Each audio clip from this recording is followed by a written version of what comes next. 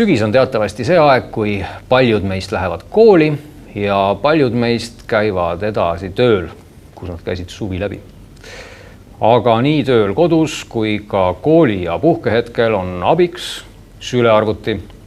Meil on siin laua peal 6 sülearvutit, istume Euronixis, minu kõrval on Meelis Väljamäe, tehnikaspets, kes teab kõike ja vaatamegi siis lähemalt näkku, mis vahe neil arvutitel on, et väljast on nad kõik sellised suhtelised klotsid, nad on keskmise hinnaklassi masinad, maksavad 400–700 eurot, nagu ma juba teada sain. Kõige soodsam on 349 tegelikult siin, jah.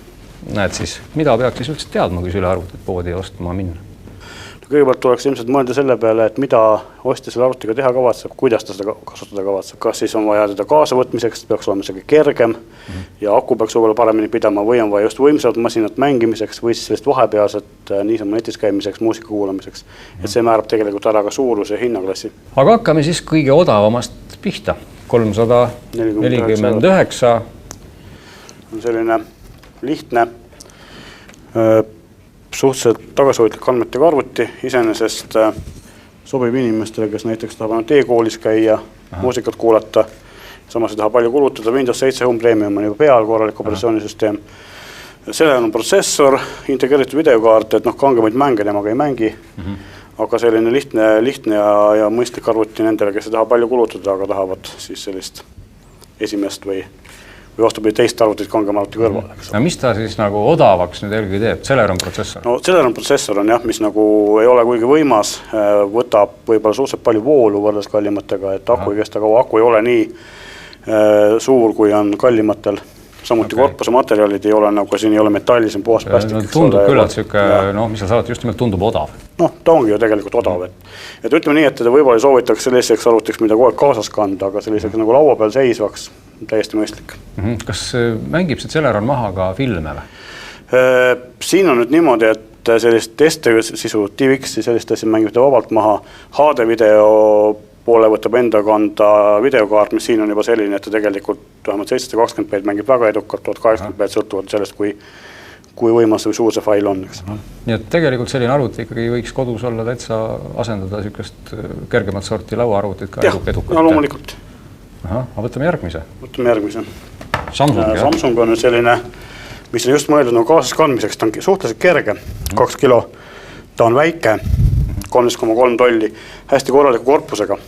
Et see on juba selline, mis kannatab tassimist, loopimist ja sellist klaviatuur on väga hea.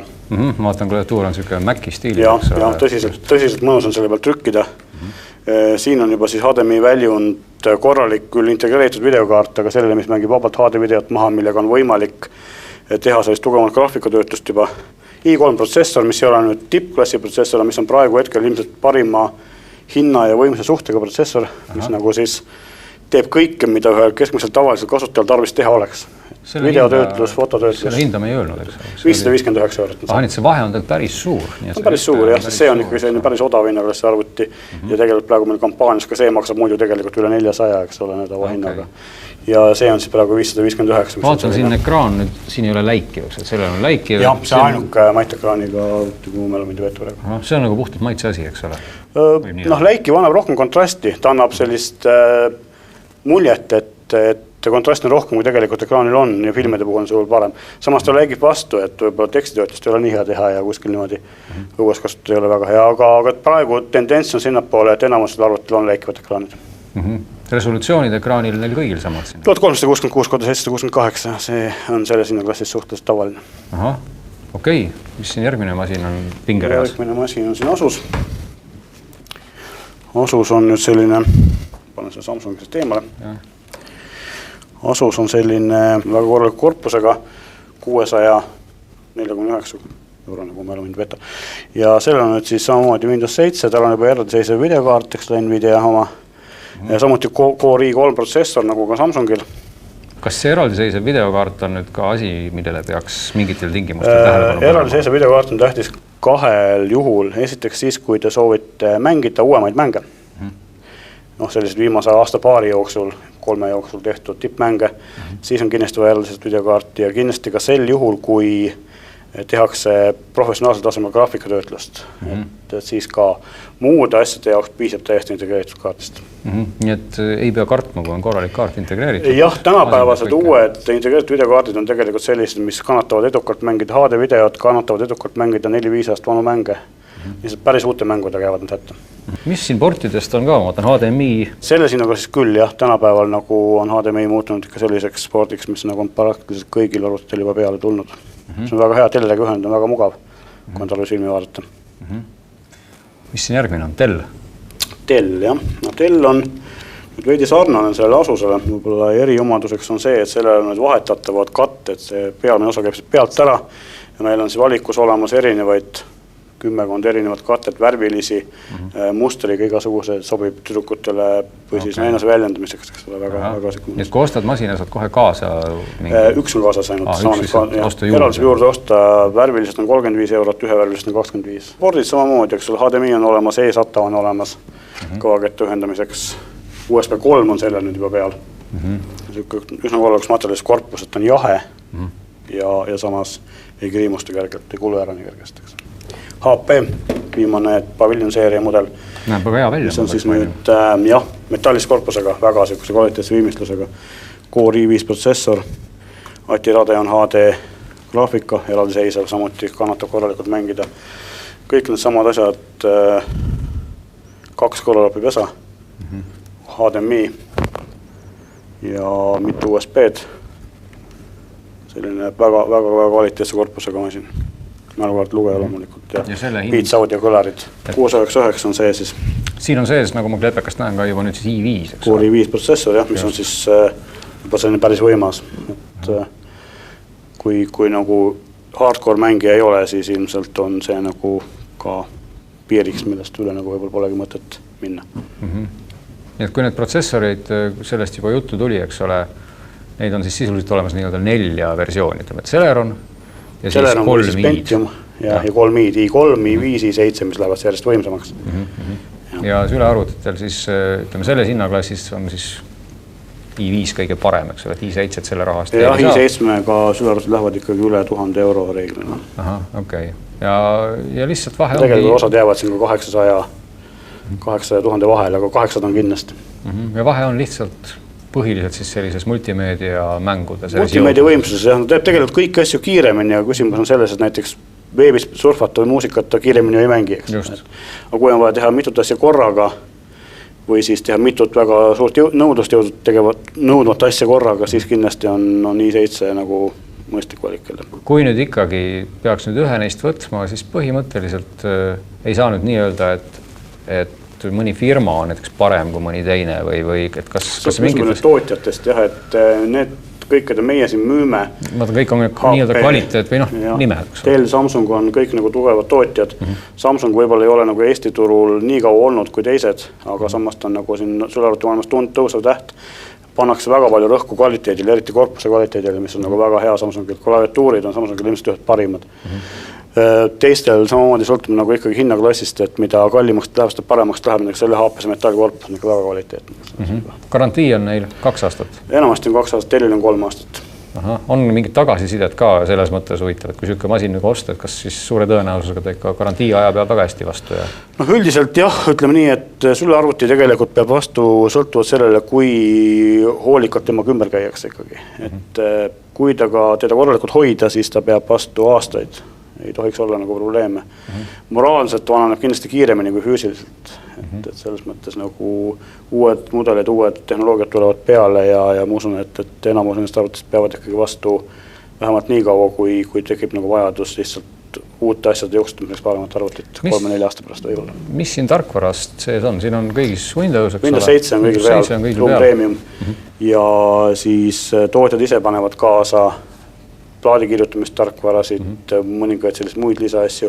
Viirusetõrje on kõigil reeglina 2 kuud, et viirusetõrje peaks ostma võib-olla siis juurde sellise, mis oleks nagu pidev, et me müüme Kasperskit ja ESET-i nii viirusetõrjet üksi kui ka siis koos tulemüüriga variante ja nende puhul on siis tavaliselt aastane litsents, Kasperski pakub ka nüüd siis 2 kasutaja, 2 arvuti jaoks, nagu et perele sobib rohkem kui 1 arvuti, tegelikult sama hinnaga, mis teised 1 aastat. mingit sellist kontori tarkvara ju kaasas ei ole, see tuleb ikkagi reeglina võtta ise. Enamasti pannakse küll peale, installeeritakse Office'i pakett, aga see on nüüd selline, et kui ta kasutada tasuta, siis tal on piiratud funktsionaalsusega Excel ja Word, midagi muud ei ole. Ja seal ei ole, nagu kõik asjad ei tööta seal nii nagu täisversioonis. Ja selleks, et nüüd siis saada ta täisversioonina tööle, tuleb osta siis kas litsents, sellise klappekaardi näol, või siis osta eraldi täisversioon plaadina. Okay. Mõlemal juhul on võimalik selle kaasolu litsentsiga aktiveerida see koopia, mis on siia arvutisse pandud.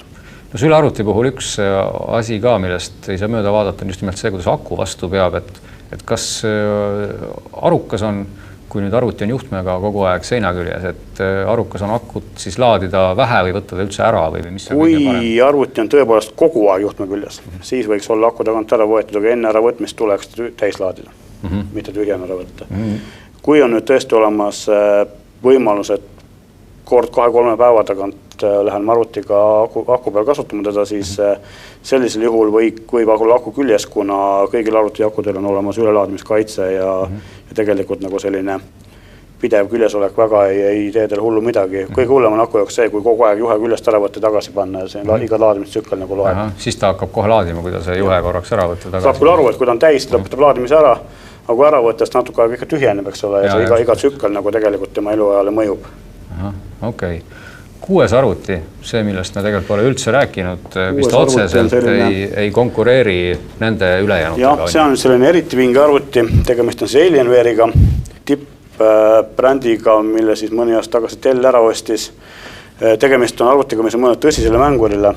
i7 protsessor, GT555 videokaart, 3 gigase videomäluga, väga kiire RAM, 1600 MHz DDR3 mälu, valgustusega klaviatuur. Väga head kõlarid, väga hästi tehtud, kätte võttes on tunda, et tegemist on nagu eriti kvaliteetse korpusega, ta on selline raske ja tugev ja ei paindu kuskilt poolt. Ja see on mõeldud inimestele, kes hindavad tippkvaliteeti, hinnast hoolimata ja tahavad saada parimat. Samuti kasutab ta siis NVIDIA Optimus tehnoloogiat, mis lülitab koormuse puudumise korral sisemise videokaardi peal ümber, eks välisvideokaardi välja ja hoiab kokku akut, nii et tegelikult nad ise väidavad, et kuni 6 tundi ja ma julgeks väita, et 4-5 tundi saab kindlasti selle akuga hakkama, kui ei mängi. Selle eest aku vastupidavusest rääkides, kuidas nendel teistel on keskmiselt? No samamoodi, et lihtsamatel arvutitel, mis maksavad 300-400 eurot sinna vahesse, aku kestab ikkagi tund-poolteist, mitte rohkem. Mitte väga. Ta on selliseks ja ei ole mõeldud kaasa võtmiseks. Nii et selle oli ikka oluliselt rohkem. Ja loomulikult, kuna just see, et on hinnaga on vastas on 1600 eurot, 1529, et see on nagu.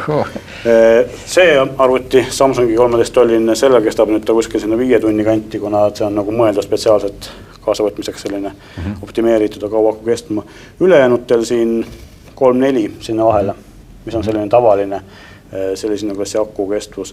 Loomulikult seda aku kestvus sellega, mida ma taga teen, et kui ma panen Wi-Fi tööle, panen Bluetoothi tööle, kui peal on, keeran helitugevuse põhja, siis see kestab ta võib-olla 1,5 tundi, 2 tundi, et kui ma ja mängin selle juures mingit mängu või vaatan filmi. Kui ma surfan netis, enamus asju on nagu vaikimisi välja lülitatud, siis 3-4 tundi peaks nagu olema. Kas tänapäeval on ka kuum sõna, SSD veel kõvaketta kõrval, et siin on ikka kõik kõvaketta? Siin on kõik kõvakettaga, kuna lihtsalt SSD on kallis ja praegu hetkel ikkagi enamus kasutajastest vajavad rohkem ruumi ja SSD on ikkagi väike. Nagu vaikne, ta on kiire, aga tegelikult ütleme sellise multimeedia arvuti puhul, kus väga palju asju korraga tööle ei tõmmata, kus vaadatakse filmi, kuulatakse muusikat, seal ei ole nagu, ei anna SSD veel sellist kiiruse ja võimsuse võitu oma hinna juures, kui annab ta siis äriklasse arvutite, kus on tõesti vaja toodud palju väikseid faile korraga liigutada. No kes veel teadlikumad arvutivalijad on ja teavad ka, mis on SSD, nemad ilmselt ka teavad, et mõni kõvaketas on 5400 pööret ja mõni on 7200 ja mõni jahib võib-olla väga ühte või teist on seal väga suurt vahet tegelikult. Siin on nüüd see, et 7200 pöörete arvuga ketas, nagu on sellel arvutil, näiteks siin on kindlasti kiirem, eriti on ta kiire puutimisel ja tõepoolest suure koguse väikeste failide liigutamisel. Samamoodi, kui me kasutame ta multimeedia arvutina, vaatame sealt pealt filmi, kuulame sealt pealt muusikat, siis sellise tegevuse juures ei ole tegelikult kettakiirusel vahet. Ja praegu toodetavad 5400 kettad tegelikult on märgatavalt kiiremad, kui oli 5 aastat tagasi 7200, ehk siis areng on toimunud tegelikult ka sama pöörete kiiruse juures on kettad läinud efektiivsemaks. ja muidugi 5400 on vähemalt teoreetiliselt on ta vaiksem ja ta on jahedam. Säästlikkus tegelikult voolutarve vahe on läinud väga väikseks, seal ei ole suht vahet. Mis need kettamahud neil siin suurusjärkudena umbes olid? Kõik 500, 640, mõnel siin lihtsamal on 320, nii et 320 alates ja suuremaks. Aga selge siis, eks see teema on selline, et sellest võiks rääkida siin tunde ja kõiki neid arvuteid lahata otsast lõpuni, kiiruseid, võimsuseid, numbreid. Tegelikult, kui teil on siis, mis see suurusjärk siin oli, meil 350 kuni 700 euri, võtke mõni nendest, kui väga vähe on raha, võtke Celeron, kui tahate midagi juba vähe asisemat teha, vaadake, et seal oleks siis see i-seeria protsessor ja kui ikka töö kõrvalt jääb väga palju lihtsalt vaba aega ja vaja on seda kuidagi arvutiga sisustada, võtke Alienware. Järgmise korrani!